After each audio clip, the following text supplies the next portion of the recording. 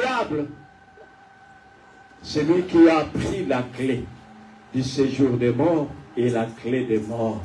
Il n'est pas sorti les mains vides. C'est lui le grand vainqueur. Et il a fait de nous plus que vainqueurs. Quelle joie que de lui appartenir. Quelle joie que d'être dans son équipe. Comme au psaume 60, verset 13 dit, donne-nous du secours face à la détresse. Le secours de l'homme n'est que vanité.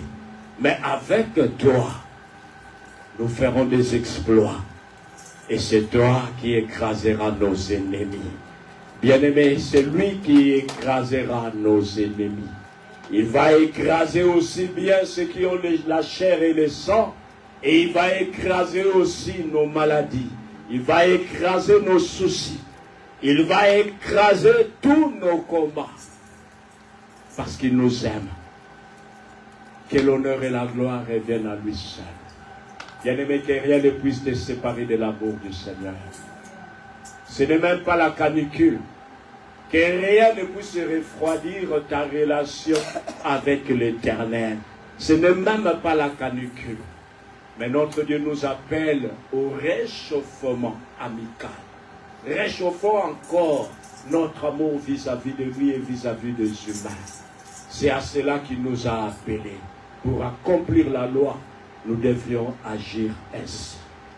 Voilà, bien-aimé, que l'Éternel te visite spécialement, toi qui as pris part à ce culte, pour que nous puissions offrir à l'Éternel des armées, les parfums de bonne odeur.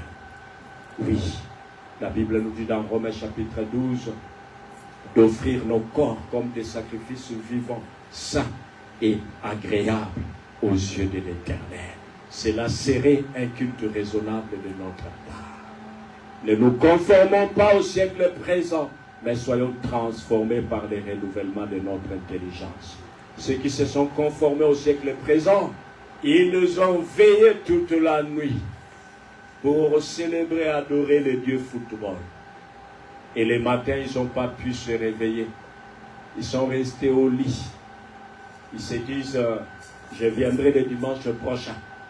Mais il y a de ces soldats, comme la Bible dit, le royaume de cieux appartient aux violents. Donc ce sont les violents qui s'en emparent. Même s'il a regardé les matchs, mais il s'est dit non, je vais faire la part des choses. Je vais choisir la bonne part qui ne me sera jamais ôtée. Cherchez d'abord le royaume des cieux et les restes nous seront donnés par-dessus tout. Donc toutes ces choses derrière ces choses, nous courons. Toutes ces choses font partie du reste. Mais l'essence de l'essentiel, c'est le royaume des cieux. Vraiment, que Dieu te fortifie, que Dieu nous fortifie, parce que le chemin est encore long. Alléluia. Voilà, bien-aimés, nous allons passer à une autre rubrique. On va écouter la parole de Dieu. Alléluia. Dieu parle tantôt d'une manière, tantôt d'une autre. Depuis qu'on a commencé, il a déjà parlé et il continue toujours à parler. Et le but, c'est pour nous faire du bien. Qu'on apprenne à le connaître et faire sa volonté. Alléluia. Jésus. Non, non, non, jamais Jésus. ne passera. C'est toi le divin roi. La parole de Dieu. Gloire jamais et ne louange à toi, le sauveur de passera. l'humanité. Non, non, non, Non, non, non, jamais ne passera. La parole de Dieu jamais ne passera. Non, non, non, jamais ne passera. La parole de Dieu jamais ne passera. Non, non, non, jamais ne passera.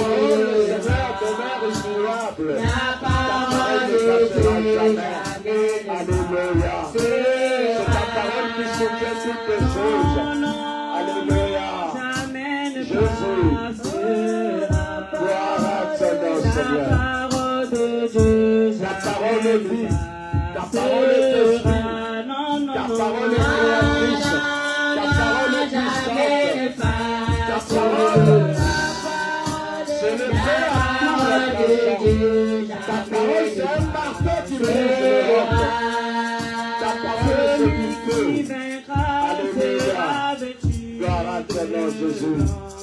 Alléluia. Son nom restera dans le Jésus.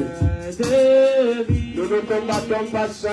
Celui qui Mais tu es avec nous, Jésus. sera vêtu Alléluia. de blanc. Gloire à ton nom, Jésus. Son nom restera dans le livre de vie. Non, non, non. Non, non, non, jamais ne passera.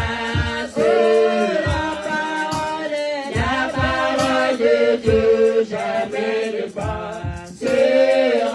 Non, non, non. Non, non, jamais ne passera.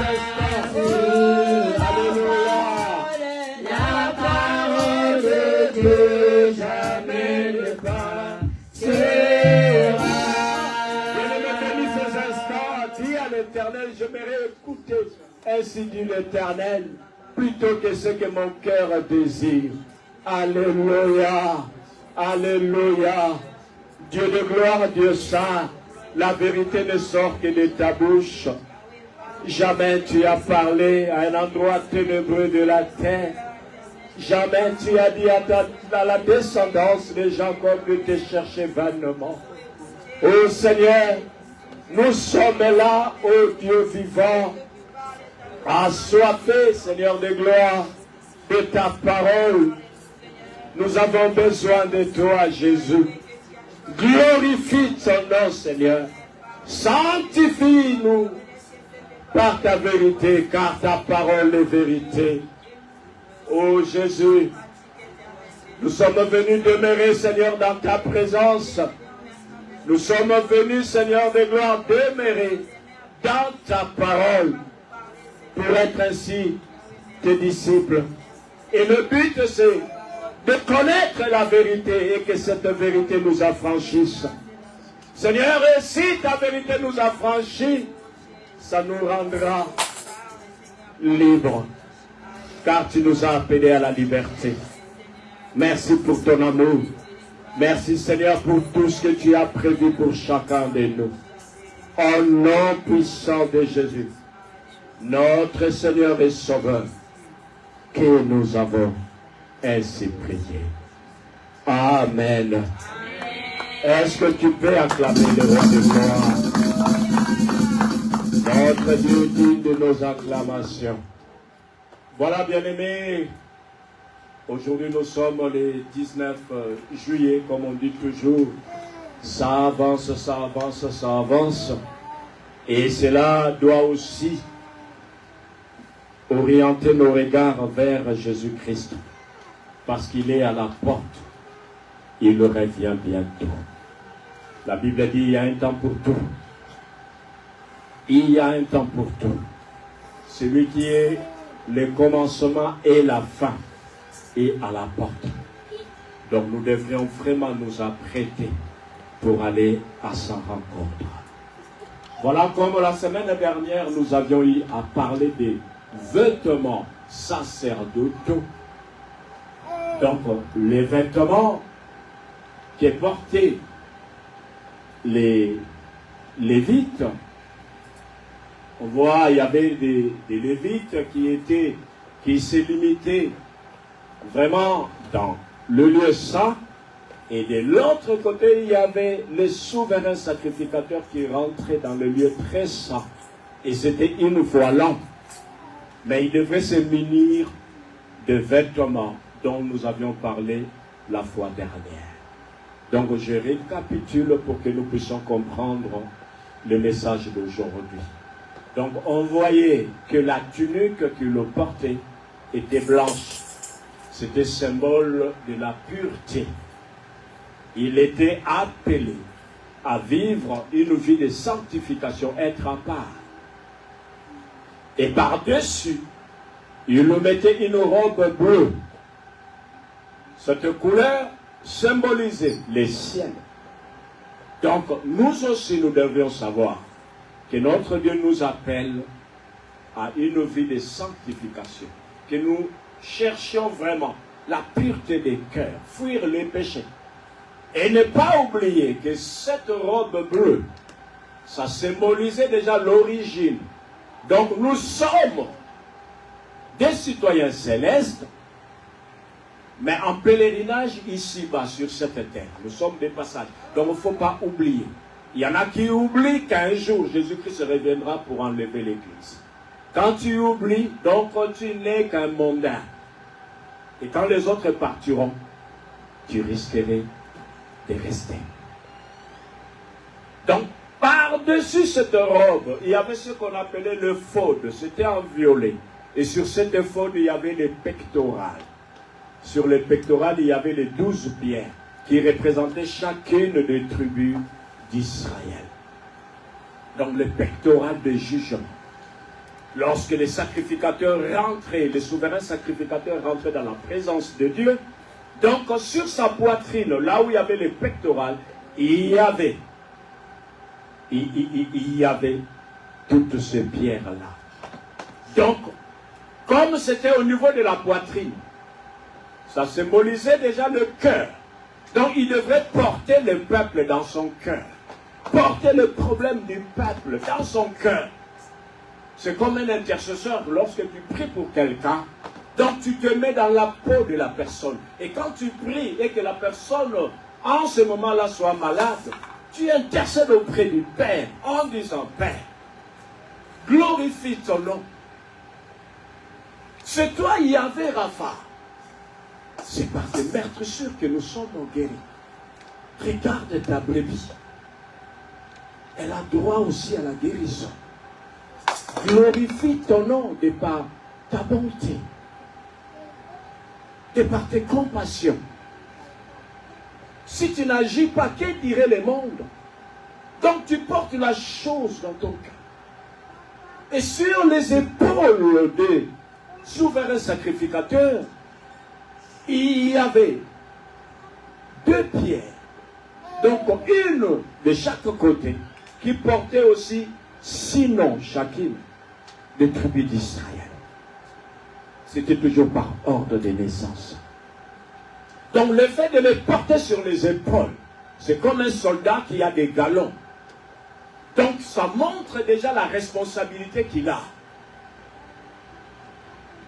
Et notre Dieu nous appelle, dans la nouvelle alliance, un royaume des sacrificateurs.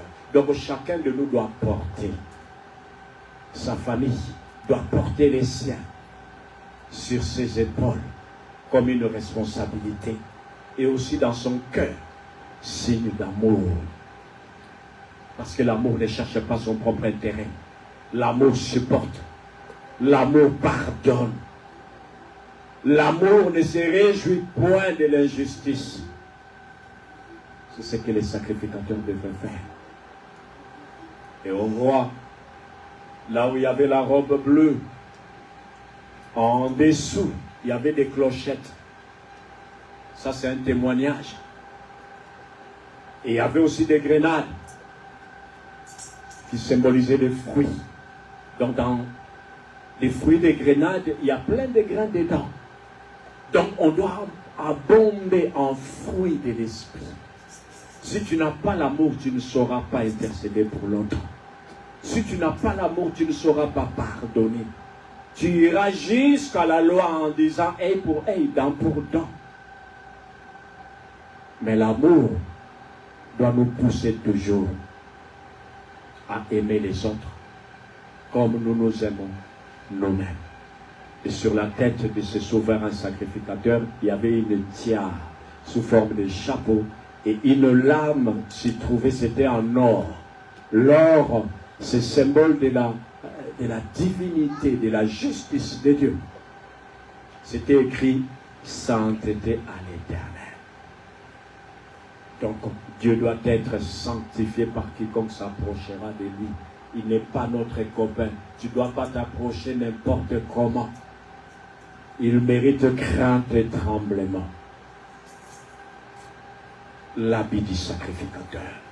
Et sur la poitrine, juste un petit détail avant qu'on rentre dans le vif du sujet d'aujourd'hui. Vous savez, il y avait des pierres. Et ces pierres étaient serties tout autour d'or. Donc, pour que ça ne puisse pas tomber, nous sommes entre les mains du Seigneur Jésus-Christ. Il nous dit que nul ne pourra nous ravir. Nous sommes entre ses mains. et les différentes pierres lorsque les sacrificateurs rentraient dans la présence de Dieu. On voit déjà la lumière qui faisait éclairer cela. Donc ça veut dire chaque pierre a aussi sa teneur. Tout le monde ne brille pas de la même manière. Cela doit nous pousser aussi à ne pas nous envier les uns les autres. Les diamants ne brillent pas de la même manière que l'émeraude. L'onyx ne brille pas de la même manière que le topaz. Donc chacun de nous brille tel que l'Éternel des armées l'illumine. Il ne faut pas chercher à copier sur les autres. Comme on dit, à chaque arbre, sa saison. Si l'autre fleurit aujourd'hui, a des fruits aujourd'hui, il ne faut pas l'envier. Ton temps aussi viendra. Voilà ce qui nous pousse maintenant à rentrer dans le vif du sujet d'aujourd'hui. Ça a toujours un lien avec le message de la semaine dernière. Aujourd'hui, on veut voir bâtir selon les plans de Dieu. Regardez simplement ces diapos. Vous voyez, il y a une personne qui est devant l'écran, il y a les plans. Donc ça veut dire quoi? Quand tu veux bâtir, avant d'abord de bâtir, ça commence d'abord par quoi? Il faut d'abord que tu sois inspiré. Je vais bâtir une maison. Mais il faut d'abord que tu sois inspiré. Quand tu es inspiré, tu te dis, bon, je veux bâtir une maison. Mais pour bâtir une maison, il faut avoir un plan. Est-ce que ça sera un étage? Cette maison sera-t-elle en paille ou en briques? Et ensuite, il faut voir aussi les moyens dont tu disposes. Dans le livre de Luc, chapitre 14, vers le verset 28, on nous dit, si un homme veut bâtir une tour, il doit d'abord se poser des questions. Voir ses moyens, les moyens dont il dispose, de façon que lorsqu'il commence, qu'il puisse aussi achever.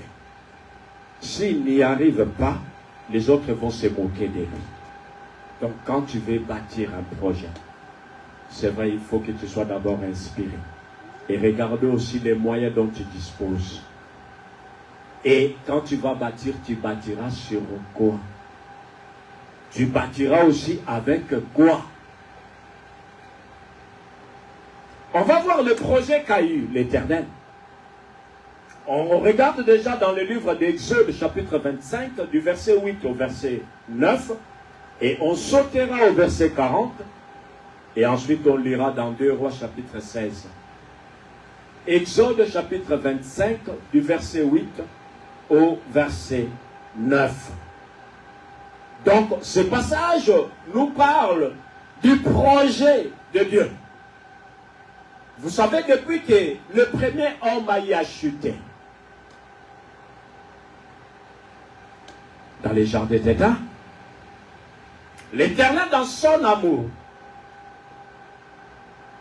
malgré que l'homme a fui, il s'est caché, il a cherché des feuilles de figuier pour couvrir sa nudité, mais Dieu, dans son amour, il posait déjà la question à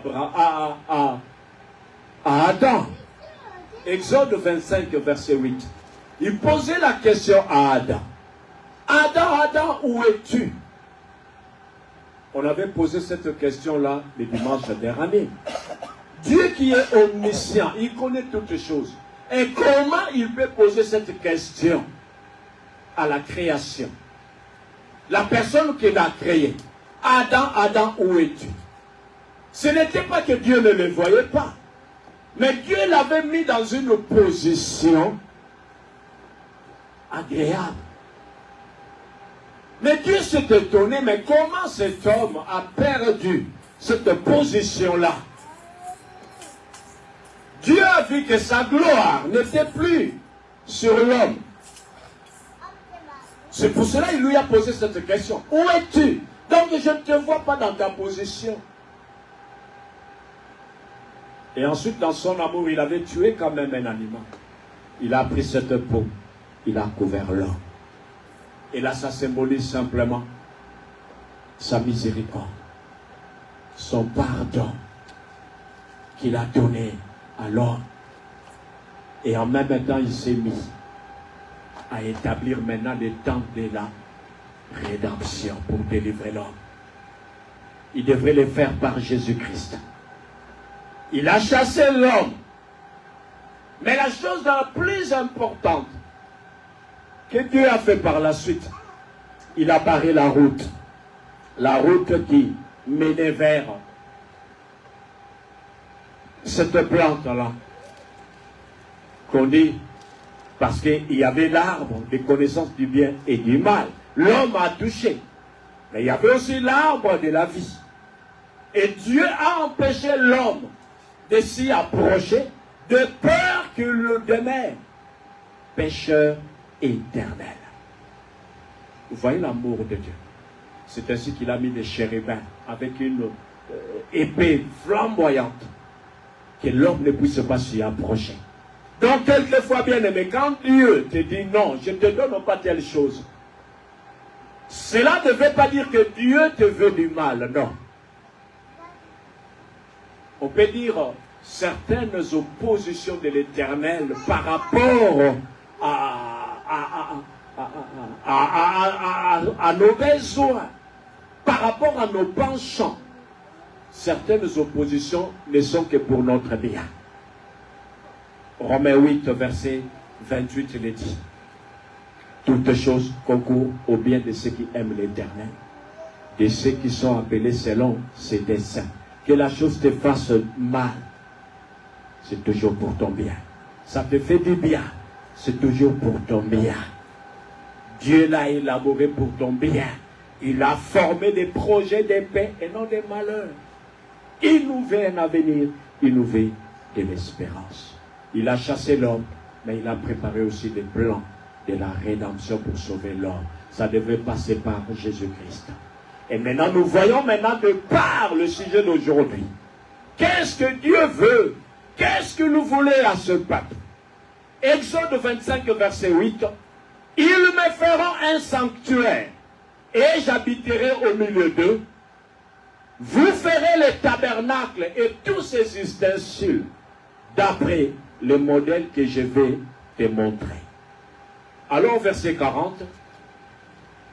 Donc, le peuple est sorti de l'Égypte. Et ils sont arrivés au mont Horeb, vers Sinaï. Et Dieu a parlé à Moïse. Voilà ce que tu vas dire à ce peuple. Si vous obéissez à ma voix, si vous marchez en conformité de ma parole, vous serez un peuple à part. Donc, vous m'appartiendrez parmi les nations. Dieu a donné ces promesses-là. Et il a dit, vous serez un royaume des sacrificateurs. Et on a vu aujourd'hui, la chose s'est accomplie universellement. Lorsque Jésus-Christ avait rendu son esprit. Dans le temple, le voile était déchiré de haut en bas. Ce n'était pas la main humaine qui l'avait déchiré. C'était lui-même l'Éternel pour nous donner libre accès dans son sanctuaire. Et aujourd'hui, nous sommes un royaume des sacrificateurs. Il ne suffit plus d'appartenir à la tribu des Lévi pour exercer ce rôle-là. C'était à cause du plan du salut que Dieu avait élaboré. Et là, on voit déjà, comme on peut dire, les prémices. Adam est passé. Et là, maintenant, il y a le peuple de Dieu. Exode 25, verset 40 dit, regarde et fais d'après le modèle qui t'est montré sur la montagne. Donc Moïse était monté à la montagne. Dieu lui a parlé. Il lui a fait savoir ses intentions. Qu'est-ce qu'il voulait faire? Et Dieu a dit, vous me bâtirez un sanctuaire. Le sanctuaire, c'était le tabernacle. Et tabernacle, ça veut dire habitation. Il a dit, vous me bâtirez un sanctuaire et j'habiterai au milieu de vous. Mais de nos jours, bien-aimés, Dieu habite où? Quand tu parles de Jésus-Christ, Il est monté. Il est assis à la droite du Père. Il intercède en notre faveur. Mais il y a aussi une grâce qui nous a été accordée. Aujourd'hui, Jésus-Christ habite aussi dans ton cœur. Et ton cœur est devenu le temple du Saint-Esprit. Dieu a dit, vous me ferez un sanctuaire et j'habiterai au milieu de vous. Mais ce corps, c'est personne qui l'a fait, c'est lui-même qui nous a créés. Et il habite dans nos cœurs. Dans 1 Roi chapitre 8, vers le verset 27, Salomon a dit, quoi donc? L'Éternel habiterait-il dans une habitation faite de main d'homme? Le cieux et le cieux des cieux ne peuvent le contenir. Ça veut dire Dieu est grand. Mais c'est quelque chose qui dépasse notre entendement. C'est lui qui est grand. Il dit qu'il n'habite pas dans des maisons faites de main d'homme. Mais nous sommes plus petits que des maisons que nous construisons. Celui qui est plus grand que toutes choses habite dans nos cœurs. Bien-aimé, la sagesse de Dieu est une folie pour les mondes. Dieu est grand. Celui qui est grand, il habite dans nos cœurs. Nous qui sommes plus petits, qui pourra comprendre cette sagesse? Dieu est grand. Et Dieu a dit à Moïse, regarde et fais d'après les modèles qui t'ont montrés sur la montagne. Donc ça veut dire que tu n'ajouteras rien, tu ne vas rien étranger, tu feras tel qu'on t'a montré. C'est comme, vous savez, les gens qui travaillent maintenant chez Airbus. Il y a de ces pièces d'avion, bien aimées, dès que... Il y a eu une période où j'ai travaillé dans l'usinage des pièces d'avion. Bien aimé, il suffit qu'il y ait juste une égratignure, une chose comme ça. C'est à jeter. Parce qu'il demande, ça demande des choses au carré. Regarde et fais selon le modèle qui t'est montré sur la montagne. Pas selon le modèle des hommes, mais le modèle de Dieu. Et nous savons que le modèle par excellence que Dieu a agréé, c'est Jésus-Christ. Tu veux bâtir ta vie, c'est sur Jésus-Christ. C'est lui le rocher des siècles. C'est lui notre breuvage spirituel. Jésus-Christ, c'est sur lui que nous devions bâtir. Ces rochers qui suivaient le peuple d'Israël partout où ils étaient quand ils erraient dans le désert. Il était toujours là. Quand ils avaient soif, ils criaient à l'Éternel dans leur détresse. Ils invoquèrent l'Éternel. Et qu'est-ce que l'Éternel a fait? Il a guéri ce peuple. Il a envoyé sa parole. Et c'était cette parole qui a eu à guérir ce peuple. Quand ils avaient soif, ces rochers-là se fendaient. Et ça faisait sortir de l'eau. Le peuple buvait. Bien-aimé, notre Dieu, il est le même hier, aujourd'hui et éternellement. S'il avait fait autrefois, il est aussi capable de le faire aujourd'hui pour toi. Parce qu'il n'a pas changé. Et aussi parce qu'il t'aime. Son amour n'a point de limite. Celui qui fait briller le soleil sur les bons et les méchants, il le fera aussi pour toi, certainement. Regarde et fais d'après les modèles qui t'est montré sur la montagne. On va voir dans 2 Rois chapitre 16, à partir du verset 5, on va voir la partie pratique. Vous savez, dans les tabernacles, on parle du point de départ jusqu'au point d'arrivée. Donc le point de départ dans les tabernacles, c'était la porte. Donc on devrait rentrer par la porte, ensuite voir l'autel des reins, l'autel de sacrifice, là où on offre des choses. Et on devrait finir par le lieu très saint, dans lequel se trouvait l'arche de l'alliance. Donc toutes ces choses-là, c'était des types de Jésus-Christ. L'image de Jésus-Christ. Donc tout doit renvoyer à Jésus-Christ pour que Dieu puisse l'agréer. Lorsque nous offrons des choses, Hébreux 13, au verset 15, on nous dit, offrons par lui les sacrifices de louange. Donc il y a aussi l'adoration. Les fruits de nos lèvres qui confessent son nom. Donc par lui, si tu ne le fais pas par Jésus-Christ, ça ne sera pas agréé. N'oubliez pas de libéralité, c'est à de telles choses que Dieu prend plaisir. Que tout puisse se passer toujours par Jésus-Christ. Quand nous prions, nous finissons toujours au nom de Jésus-Christ. Donc, s'il n'y a pas ça, Dieu ne va pas l'agréer. Au monde, on dit, touche même un arôme. Mais en matière de ce qui est divin, tout chemin ne mène pas à Dieu. On doit passer par Jésus. Tu veux connaître Dieu, tu dois passer par Jésus. On le répète toujours, Matthieu 11, verset 27 dit, nul ne connaît le Fils si ce n'est le Père. Nul ne connaît le Fils si ce n'est. Nul ne connaît le Père si ce n'est le Fils, et celui à qui il veut les révéler. Donc c'est Jésus-Christ qui nous révèle le Père. Il faut passer par lui. Et on va voir quelque chose qui s'est passé. D'après des choses dont je parlais tout à l'heure. Dans les tabernacles.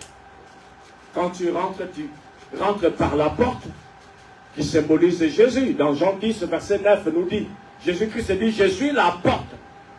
Donc quand tu rentres par lui, tu verras les pères. Donc la porte. Mais avant d'aller au lieu très saint, il y a l'autel des reins, là où on doit offrir des sacrifices.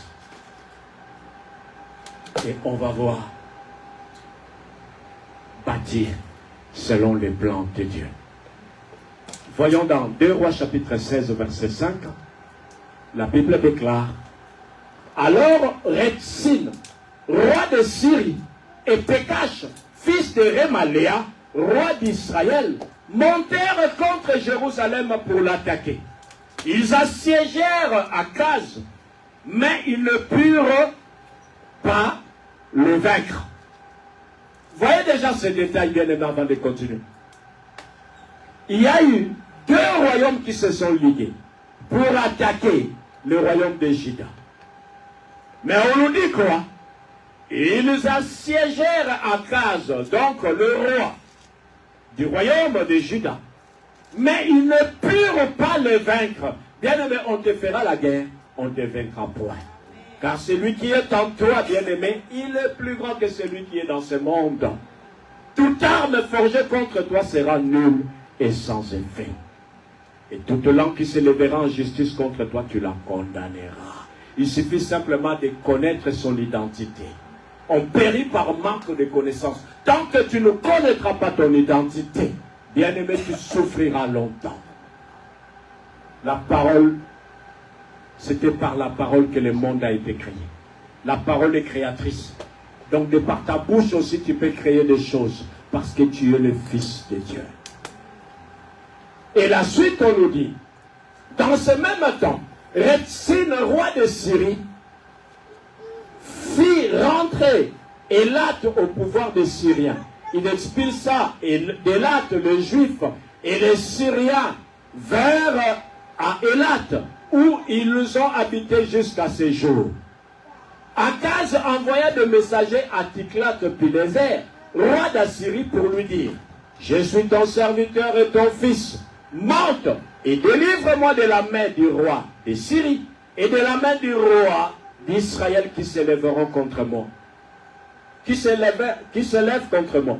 Et Akaz prit l'argent et l'or qui se trouvait dans la maison de l'Éternel et dans les trésors de la maison du roi, et il l'envoya en présent au roi d'Assyrie. Le roi d'Assyrie l'écouta, il monta contre Damas, l'a pris, emmenant les habitants en captivité à Kir, et fit mourir Retsin. Le roi Akaz s'est rendu à Damas au devant de Tiglath-Pileser, roi d'Assyrie, et ayant vu l'autel qui était à Damas, le roi Akaz envoya au sacrificateur Iri les modèles et la forme exacte de cet autel. Le sacrificateur Iri construisit un autel entièrement d'après le modèle envoyé de Damas par le roi Akaz. Et le sacrificateur Iri le fit avant que le roi Akaz fit de retour de Damas. À son arrivée de Damas, le roi vit l'autel s'en approcha et y monta.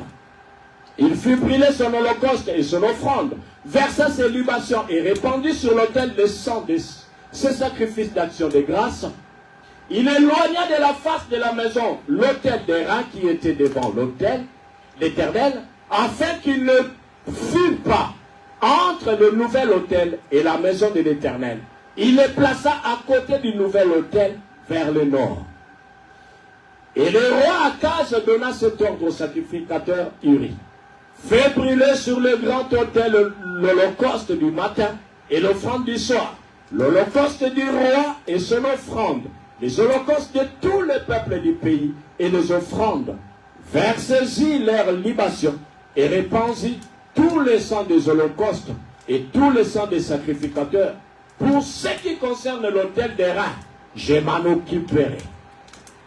Le sacrificateur Uri se conforma à tout ce que le roi Akaz avait ordonné. Et le roi Akaz brisa les panneaux de base et en ôta le bassin qui était dessus. Il descendit la mer de dessus, le bœuf des reins qui était sous elle, et il la posa sur un pavé de pierre. Verset 18, il le changea dans la maison de l'Éternel à cause du roi d'Assyrie, les portiques du sabbat qu'on y avait bâti et l'entrée extérieure du roi. Parole du Seigneur. On va voir une carte pour bien comprendre ce que nous venons de lire. Donc, en cette époque-là, sachez une chose, le royaume d'Israël était divisé en deux. Le royaume du nord s'appelait royaume d'Israël, et le royaume du sud s'appelait royaume de Juda. Et comme ils ne s'entendaient pas, qu'est-ce qui s'est passé? Il y a eu quelque chose. Ceux du royaume du nord,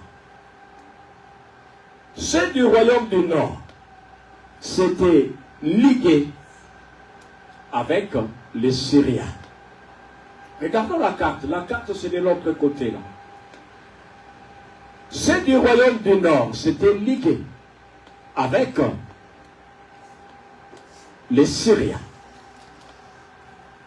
Et ils combattaient les enfants d'Israël. Essaye d'être un peu rapide. Donc, regardez un peu au niveau de la carte. Donc, je disais, vous voyez tout ça. Tout ça, c'est le royaume d'Israël. Ce qui est en jaune et ce qui est en bleu. Mais lorsque David est mort, son fils Salomon a pris le pouvoir, le royaume était toujours au complet. Mais après la mort de Salomon, il y a eu ce qu'on appelle le schisme. Donc le royaume était divisé en deux. Au nord, il y avait 10 tribus et au sud, 2 tribus. Et dans ces 2 tribus figurait la tribu de Juda et aussi la tribu de Benjamin. Et vous voyez maintenant ce qui est en bleu, le royaume du nord. Ils nous ont fait alliance avec les voisins, ici, là où vous voyez là, c'est écrit Kingdom of Aram, Damascus, donc le royaume de Damas, donc là c'est en Syrie. Donc le royaume du nord a fait alliance avec le royaume de Syrie.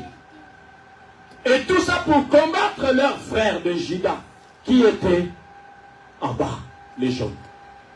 Bien aimé, Matthieu chapitre 12, verset 5 dit, tout royaume qui est divisé contre lui-même est dévasté. Toute maison qui est divisée en elle-même, cette maison ne pourra prospérer. Bien aimé, évitons la division.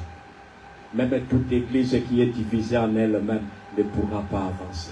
Là où il y a tout le temps des problèmes, si tu es problématique, essaye d'éviter des problèmes. Avoir des problèmes avec un tel, ce n'est pas bon. La famille, lorsqu'elle est divisée, qui c'est qui règne? Ce n'est plus l'Éternel, c'est l'ennemi qui règne, c'est le diable qui règne. Donc là, Israël était divisé. On le voit dans nos familles. Certains de nos frères, certains de nos sœurs se liguent même avec des gens du dehors pour te faire du mal. C'est ce que certains d'entre nous endurent. Des combats fratricides. Donc, entre nous, on ne peut pas mener bataille. Mais là, ce qui s'est passé, ceux du Nord, ils ont fait alliance avec les Syriens. Et ils sont venus attaquer le royaume de Juda. Et maintenant, qu'est-ce qui se passe? Et aussi qui sont là, on voit comme ils bénéficient de la grâce du Seigneur. Le Seigneur avait établi déjà autrefois, lorsque on parle du temple, c'était à Jérusalem, c'était au sud. Donc ces peuples-là se sont ligués. Ils ont essayé de les encercler, de prendre le dessus sur eux. Mais ils ne pouvaient pas. Je disais tout à l'heure, ils te feront la guerre, ils ne te vaincront point. Et ils ne pouvaient pas les vaincre. Mais lui, le roi Akaz, dans sa frayeur, qu'est-ce qu'il a fait? Au lieu de recourir à l'Éternel, bien aimé, il est allé ici. Il a envoyé des gens en Assyrie. Vous voyez, l'Assyrie, c'est un autre empire. L'Assyrie et la Syrie, ce n'est pas pareil. Il a envoyé des gens pour dire au roi d'Assyrie, je suis ton fils, je suis ton serviteur, viens à mon secours. Psaume 121 dit, je lève mes yeux vers les montagnes, d'où me viendra le secours? Les secours me viendront de l'Éternel qui a créé le ciel et la terre. Le Dieu qui veille sur Israël, il ne sommeille ni ne dort. Il ne permettra point que ton pied puisse chanceler. Ayons confiance en l'Éternel. Maudit soit celui qui se confie dans l'homme.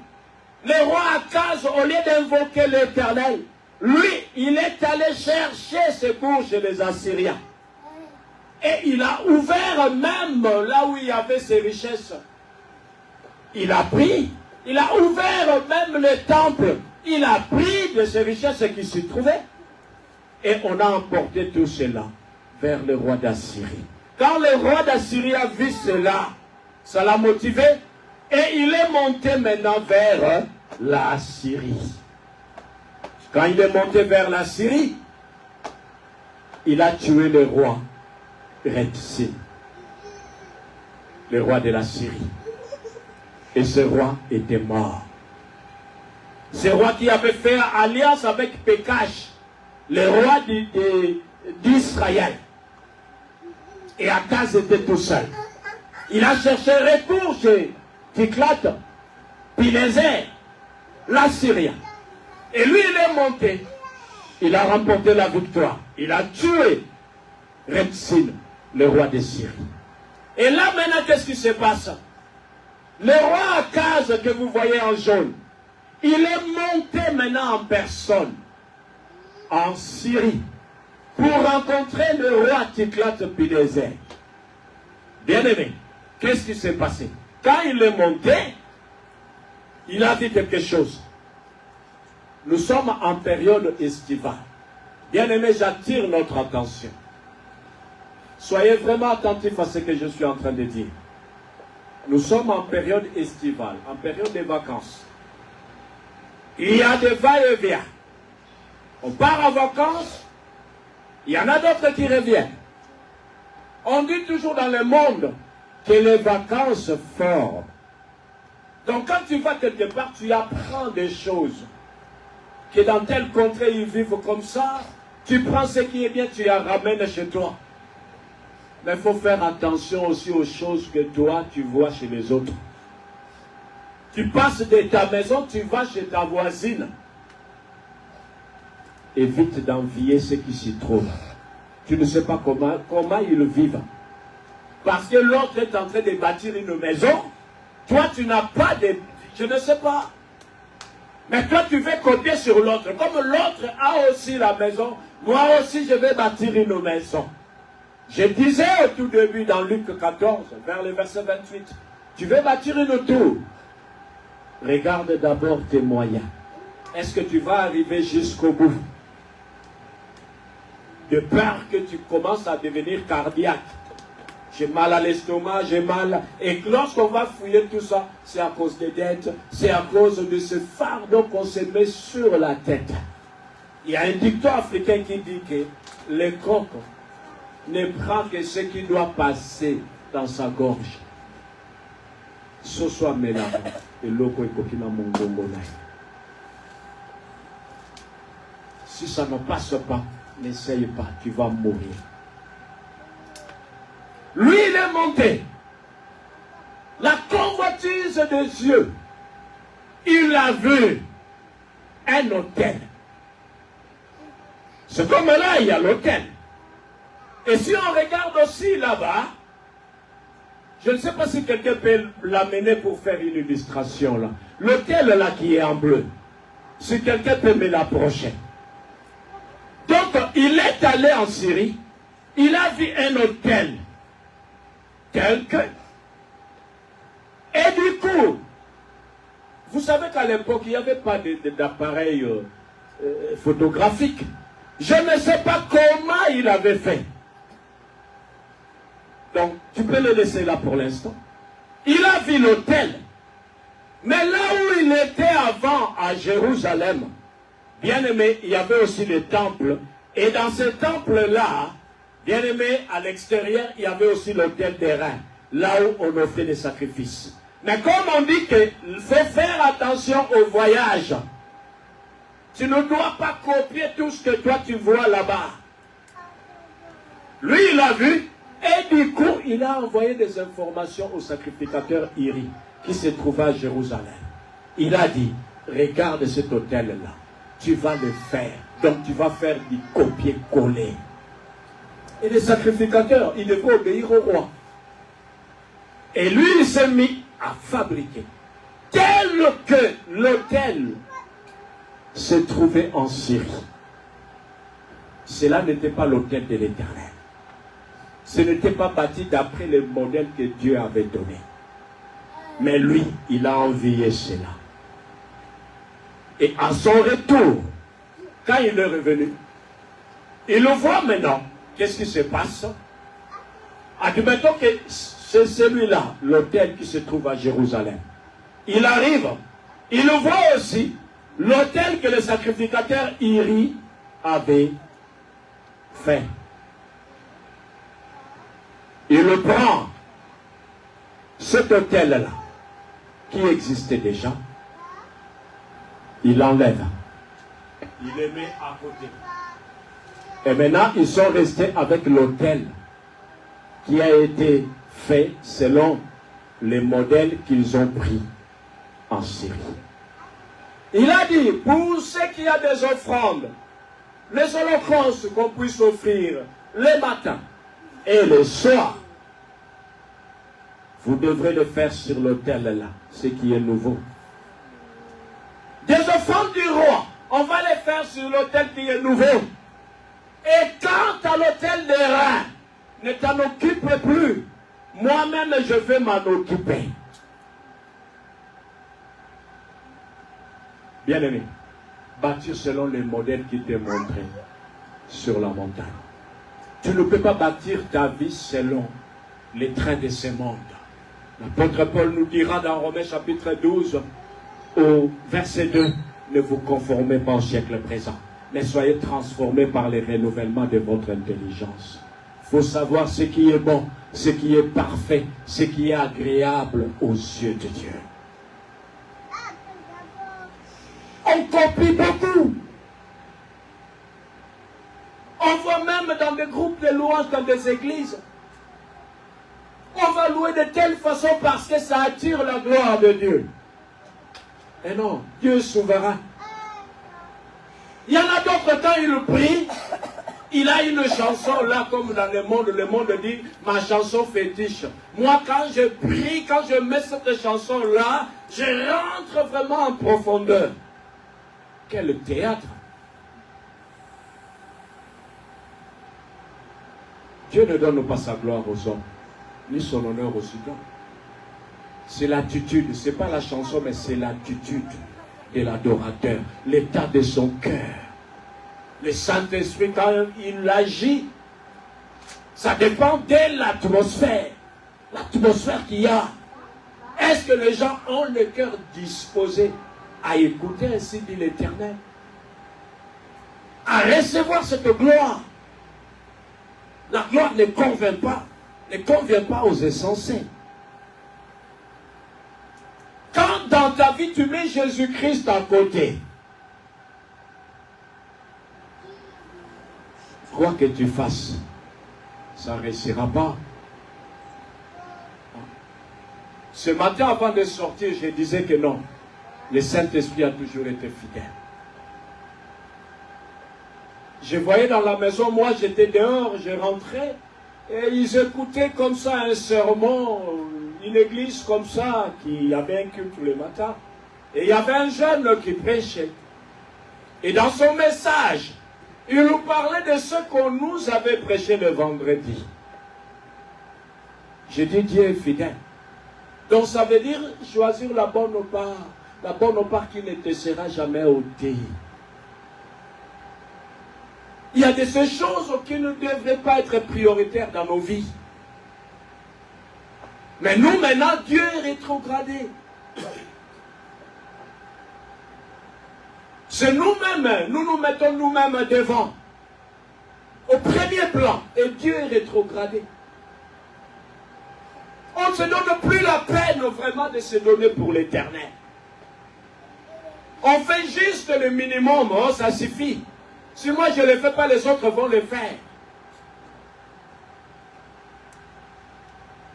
Bâtissons selon le modèle qui nous est montré. Le modèle, c'est Jésus-Christ.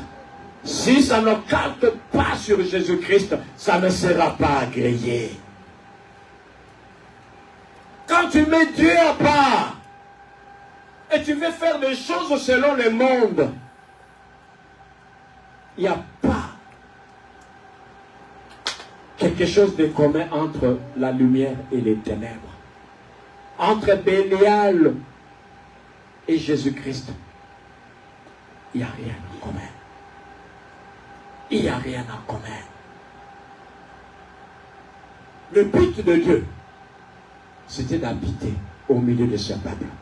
C'est pour cela qu'on ne veut pas bâtir selon la volonté des hommes, mais selon sa propre volonté. C'est lui-même qui avait donné même des dimensions. L'homme n'avait rien à rajouter. Aujourd'hui, regardons maintenant lorsque les gens se marient. On a connu avant Adam et Ève. Mais aujourd'hui, on commence à connaître Ève. Adam. Ce n'est pas le modèle que Dieu a créé. On se rebelle contre la volonté divine. Dieu est grand, il est puissant. On ne peut jamais rivaliser contre lui. Bâtissons selon les modèles de Dieu. On les voit en termes de mariage. Comment les gens se marient. On ne demande plus la volonté de Dieu.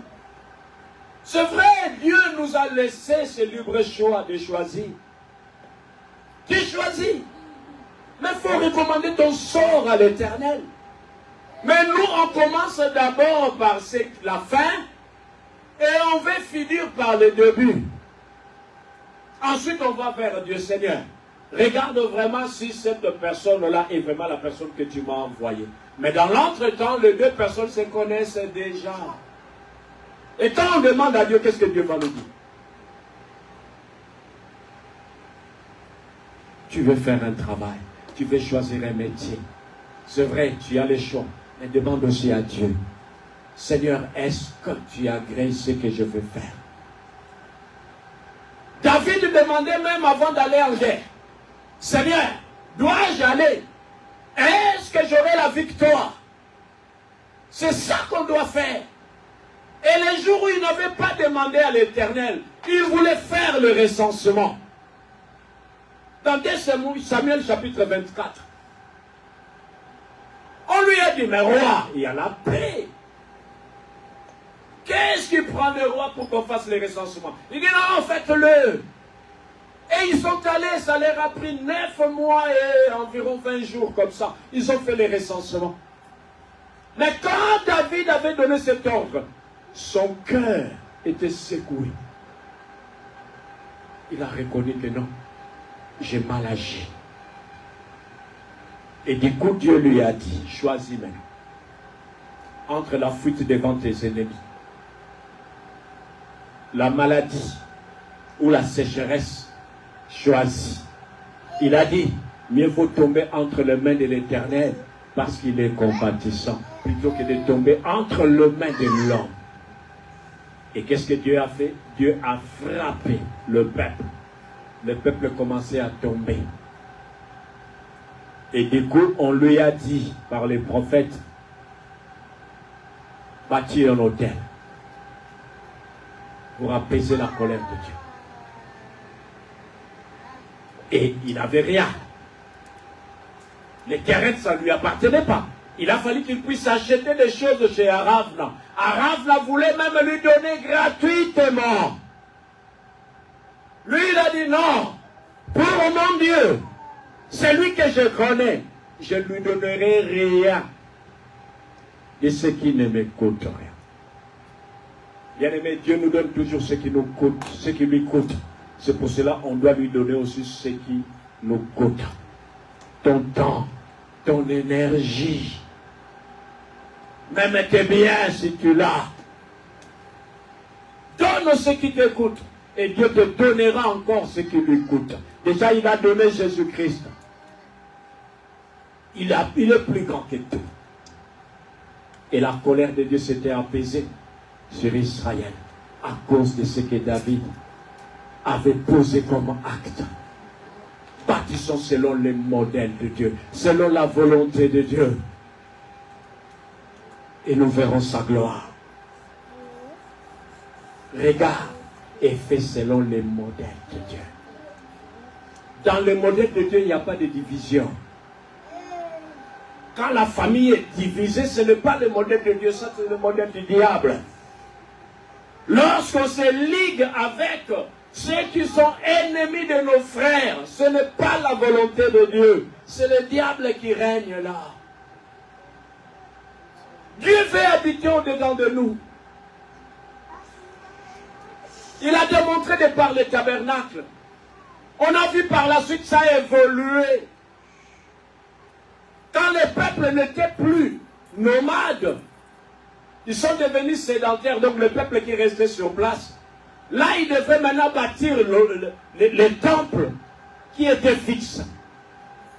Mais de nos jours, où est ce temple? Ça a été détruit. Et il reste juste une façade comme ça qu'on appelle, là où les Juifs vont, ils disent, le mur de lamentation. Mais dans la nouvelle alliance, ce qu'il faut comprendre, le véritable temple, c'est ton cœur. Regardons 1 Corinthiens chapitre 3. 1 Corinthiens chapitre 3, à partir du verset 6. Nous sommes le temple du Saint-Esprit. Quand on bâtit, bien aimé, il faut éviter la jalousie. Il faut éviter des querelles, il faut éviter des problèmes. Dans l'église, dans nos couples, évitons des problèmes. Ça bloque de bénédictions. À l'église, moi je suis d'un tel. L'autre, moi je suis d'un tel. Mais Paul nous dit dans 1 Corinthiens chapitre 3. Regardons ce qu'il dit. Il a remarqué qu'il y avait des divisions dans l'église de Corinthe. Que ce n'était pas selon les modèles de Dieu. Cette église était bénie. Il y avait des dons. C'est pour cela qu'il leur a enseigné aussi. Je peux guérir des malades. Je peux chasser les démons. Je peux opérer des miracles. Mais si je n'ai pas d'amour, je suis comme une cymbale qui retentit. Il y avait tous les dons chez les Corinthiens. Mais il manquait ces fruits. Il dit, je devrais vous enseignez ce qui est solide, mais je vous donne ce qui relève vraiment de l'enfance, parce que vous ne pouvez pas les supporter. Il dit, je parle comme à des hommes charnels et non spirituels. Il dit, il y en a qui disent, moi je suis de Paul. L'autre, moi je suis d'Apollos. Mais il dit, Paul et Apollos ne sont que des canaux que Dieu a utilisés. C'est par ces canaux-là que vous avez reçu l'évangile de Christ. Et il dit maintenant au verset 6, j'ai planté, Apollos a arrosé, mais Dieu a fait croître. Donc l'église, même dans les couples, papa peut faire ça, maman peut faire ça, mais celui qui fera croître, c'est Dieu. Tu peux planter, qui est la canicule, tu peux passer à côté. Mais si Dieu agit, tu récolteras aussi les fruits. Donc nous sommes une équipe. Paul a planté. Apollos est venu arroser. Mais celui qui a fait croître, c'est l'Éternel. Et il dit au verset 7, en sorte que ce n'est pas celui qui plante qui est quelque chose, ni celui qui arrose, mais Dieu qui fait croître. Celui qui plante et celui qui arrose sont égaux, et chacun recevra sa propre récompense selon son propre travail. Car nous sommes ouvriers avec Dieu. Vous êtes le champ de Dieu, l'édifice de Dieu. Selon la grâce de Dieu qui m'a été donnée, j'ai posé les fondements. Donc quand tu veux bâtir, je disais, il faut être inspiré. Et maintenant tu commences à bâtir ton projet. Il faut qu'il y ait maintenant un schéma. Par où tu dois commencer et où tu vas finir. Et regardez maintenant les moyens. As-tu les moyens pour l'achever? Et celui qui veut bâtir la maison, il commence par le fondement. Et lui, il dit, selon la grâce qui m'a été donnée, j'ai posé les fondements comme un sage architecte, celui qui fait les plans. Il a posé les fondements. Et un autre bâtit dessus. Donc l'architecte, ce n'est pas lui qui construit. Lui, il a élaboré le projet. Mais maintenant, les maçons viennent pour bâtir dessus. Et il dit, non, reviens au verset 10. Et il dit, mais que chacun prenne garde à la manière dont il bâtit dessus. Prends garde à la manière dont tu bâtis ta vie. Si tu bâtis ta vie sur la négligence, tu récolteras aussi de mauvais fruits. Verset 11. Car personne ne peut poser un autre fondement que celui qui a été posé, savoir Jésus-Christ. Bien-aimé, notre fondement, c'est Jésus-Christ. On doit bâtir sur Jésus-Christ. Si tu ne bâtis sur Jésus-Christ, cette maison ne tiendra pas. Au monde, on dit tout chemin mène à Rome, mais tout chemin ne mène pas au ciel. Bâtissons nos vies sur Jésus-Christ. L'assurance tout risque. Or, si quelqu'un bâtit sur ce fondement avec de l'or, de l'argent, des pierres précieuses, du bois, du foin, du chaume, l'œuvre de chacun sera manifestée. Car le jour la fera connaître, parce qu'elle se révélera dans le feu. Et le feu éprouvera ce que l'œuvre de chacun. Si l'œuvre bâtie par quelqu'un sur le fondement subsiste, il recevra une récompense. Si l'œuvre de quelqu'un est consumée, il perdra sa récompense pour lui. Il sera sauvé, mais comme au travers du feu. Ne savez-vous pas que vous êtes le temple de Dieu et que l'Esprit de Dieu habite en vous? Si quelqu'un détruit le temple de Dieu, Dieu le détruira, car le temple de Dieu est saint, c'est ce que vous êtes. Que nul ne s'abuse lui-même. Si quelqu'un parmi vous pense être sage selon ces siècles, qu'ils deviennent fous afin de devenir sages. Parole du Seigneur. Bien-aimé, sais-tu que tu es le temple de Dieu et que son esprit habite en toi? Le temple de Dieu est saint, c'est ce que nous sommes. Celui qui détruira le temple de Dieu, Dieu va le détruire. Il y en a qui détruisent le temple de Dieu de par l'alcool. Ah, j'ai des soucis. Laissez-moi, je vais boire pour oublier mes soucis. Je n'ai jamais rencontré quelqu'un, une fois après s'en être enivré, s'être enivré, et quand il se réveille comme ça, il revient de son coma éthylique, que la personne dise que j'avais 2000 € là de crédit, et là, quand je suis revenu dans mon bon sens là, la dette a été effacée. C'est une illusion. Je vais fumer un peu de l'herbe pour oublier. On ne sait pas qu'on s'autodétruit. Donc quand Dieu a dit, celui qui détruira mon temple, je le détruirai. Donc ça veut dire que quand tu te mets à toucher ces choses-là, le fait que Dieu te détruit, c'est quoi? Il te dit rien. Il te laisse. Comme toi, tu vois que ça, c'est une bonne voie. Il te laisse. Tu t'autodétruis toi-même. Nos corps, c'est le temple du Saint-Esprit. On doit y veiller. Et c'est lui qui les détruira. Et il y a aussi une autre version. Celui qui les détruira, Dieu les détruira. Ça veut dire celui qui les détruira. Ça peut être la maladie. Lorsque la maladie s'attaque à toi, que ce soit une maladie qui vient de je ne sais pas de quel monde, s'attaque à toi.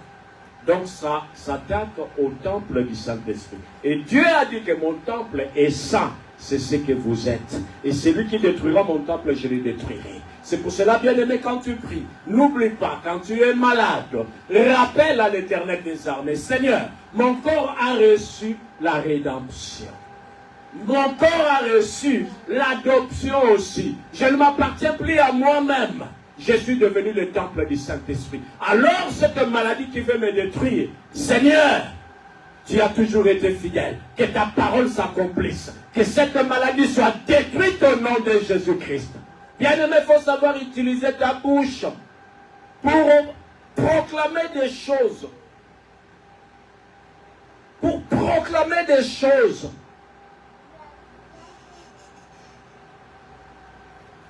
L'apôtre Paul a dit, j'ai jeté le fondement. Que celui qui bâtit prenne garde à la manière dont il bâtit. Parce que le fondement que j'ai jeté, c'est Jésus-Christ. Si tu veux utiliser de l'or, regardons le diapo là sur les foins, tout ça. Si tu veux utiliser de l'or, si tu veux utiliser de l'argent, tu veux utiliser le bois, du chaume, du foin, des pierres précieuses, on dit que l'œuvre de chacun se révélera de par le feu. Parce que le feu, c'est pour éprouver des choses. L'or est éprouvé par le feu. Si ça subsiste, on sera agréé. Et si ça ne subsiste pas, on n'aura pas la récompense. Vous voyez sur ce diapo, vous voyez tout à l'heure quand on lisait, que chacun de nous prenne vraiment, fasse attention à la manière dont il bâtit. Il y en a qui mettent par-dessus avec de l'or. Les autres l'argent. Il y en a d'autres avec du bois, des pierres précieuses. Et on a cité aussi du chaume et du foin.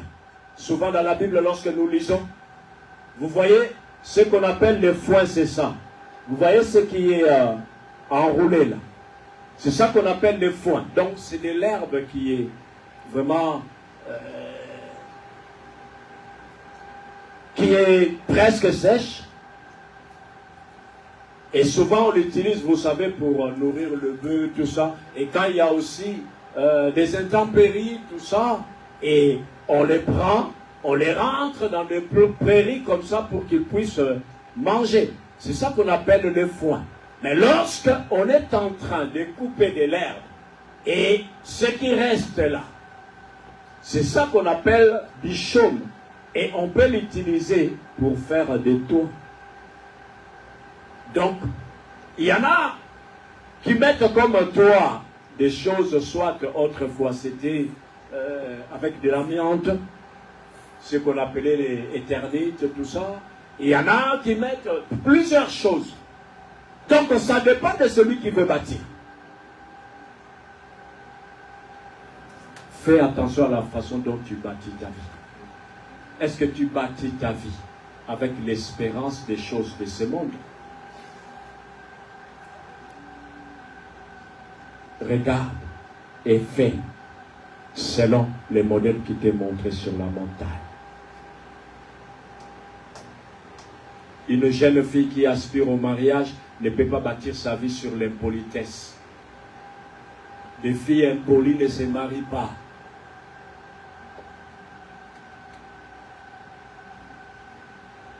Des jeunes hommes qui ne sont pas sérieux, qui veulent faire des essais. Hein? Un jour, je suis rentré chez Auchan.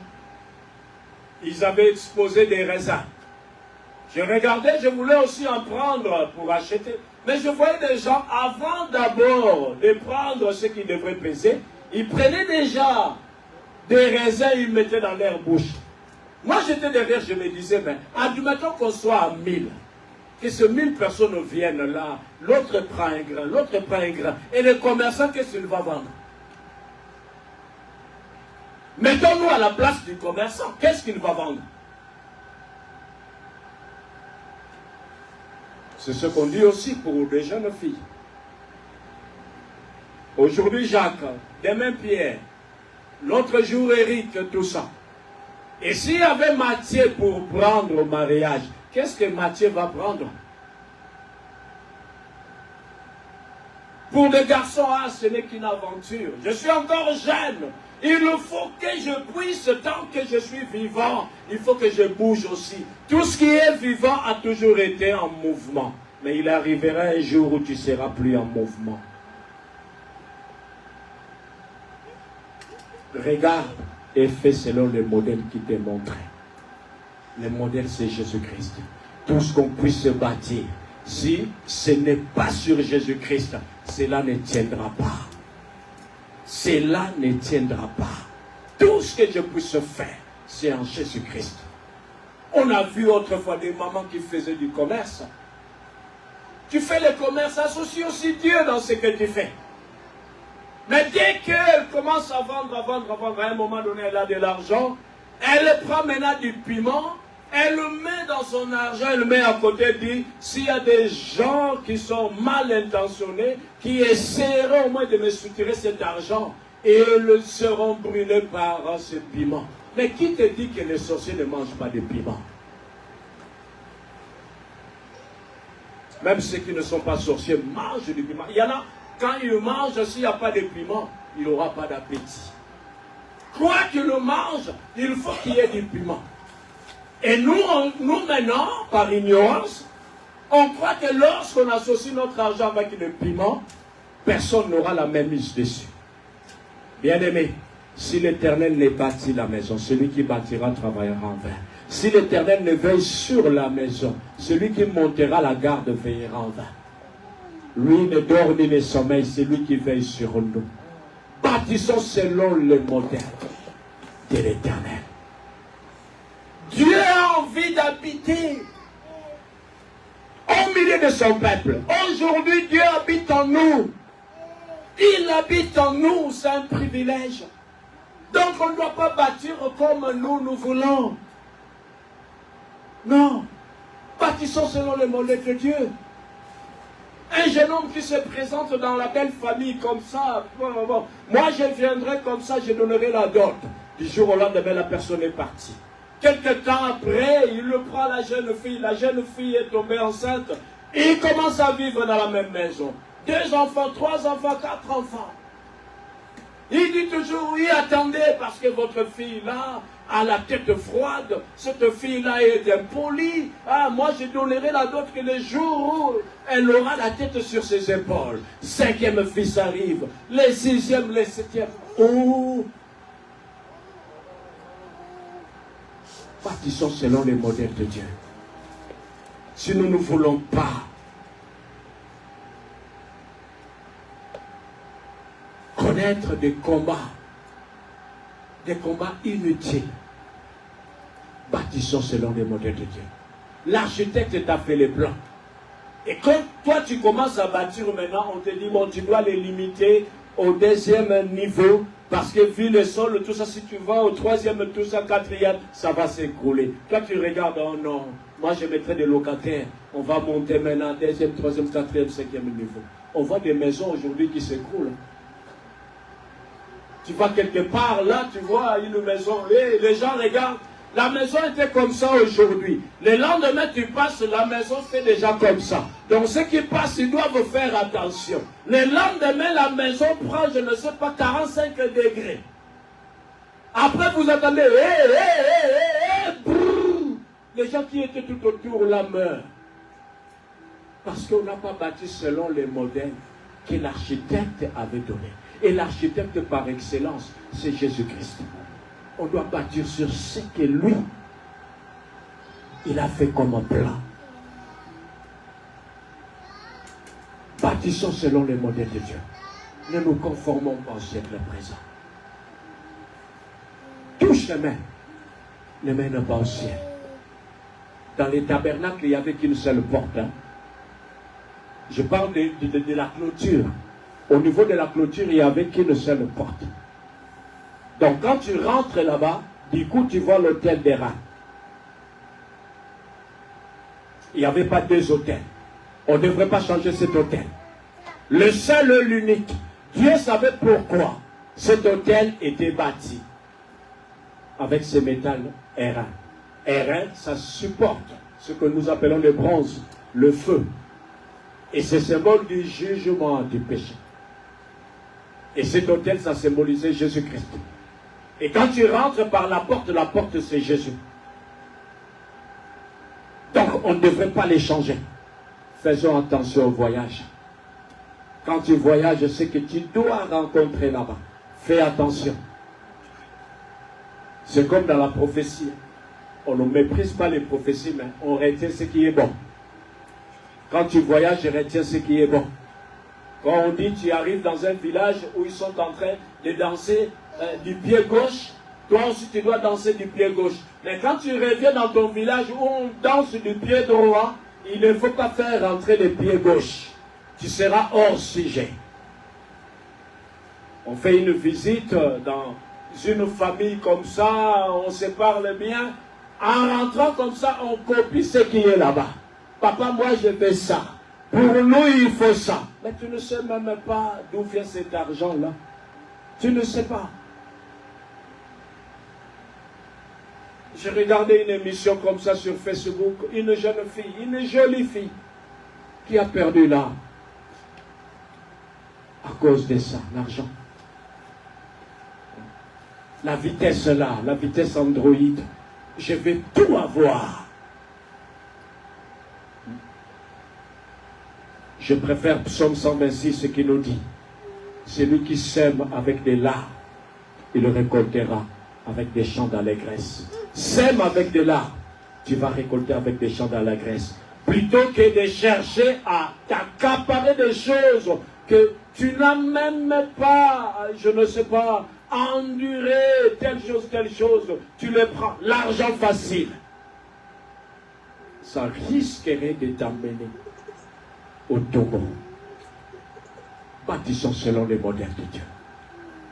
Bien-aimés, nous allons prier.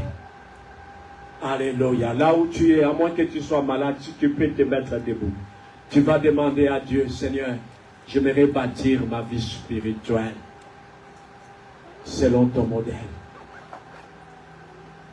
J'aimerais élever mes enfants selon ton modèle.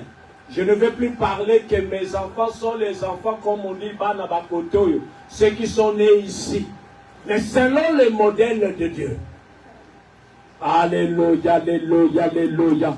Bien-aimé, applique-toi à prier. Applique-toi à prier. Alléluia, alléluia, alléluia. Commence à prier, commence à prier. Alléluia, Dieu de gloire. Dieu vivant, Dieu tout-puissant. Le Seigneur des Seigneurs. Au